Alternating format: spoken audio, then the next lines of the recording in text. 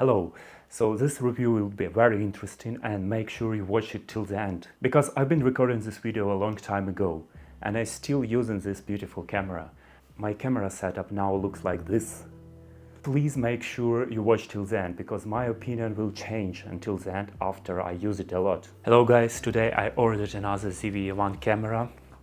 I returned the first one because it has some issues and I'm about to return this one as well. So today I want to share why I am returning this camera and what downsides this camera has that other bloggers doesn't want you to know. Don't get me wrong, it's only my experience and my opinion. The first and the biggest issue, the reason why I returned the previous camera and I'm returning this exactly one, dead pixels on the screen and on the sensor. Some people would not see them, especially if they don't have a great vision. And usually if the screen has more than like 5 pixels, it's considered to be defective.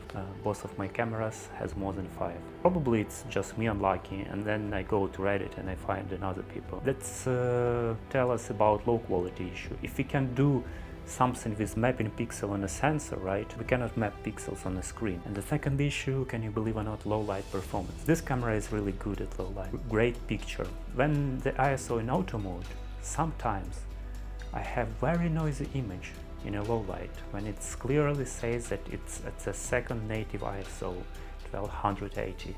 So I have to set ISO manually in low light because if you cannot set it manually, it will just get a very noisy image like this.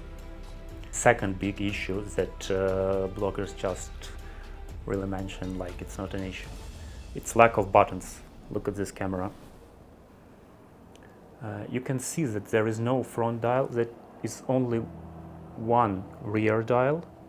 So for example, my A7C, that it has a lot more dials and buttons, and it's really not enough buttons. I cannot switch my modes. There is no switch of mode. There are not enough dials that can be rotated if you shoot in manual mode. Not enough megapixels. This camera has 12 megapixels, which is only a little bit smaller than 4K video, and ergonomic is really bad.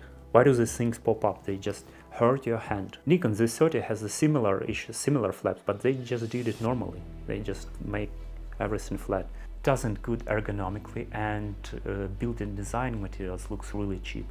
You cannot fix build quality, but ergonomics can be easily fixed with a cage. Buying this camera, consider buying a cage as well. Overheating. If you're shooting like 4K 30 in England, where it's like 25 degrees Celsius, it's overheat only in 60 FPS and 120 FPS.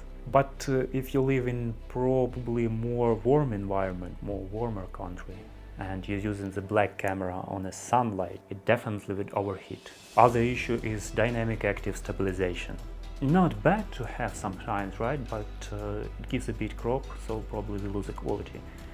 And it doesn't as good as a gimbal footage, especially in a low light.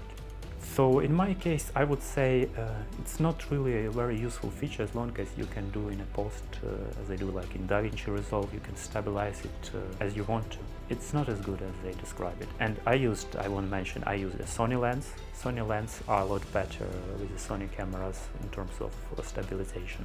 As a conclusion, is it a really bad camera? No, it's not.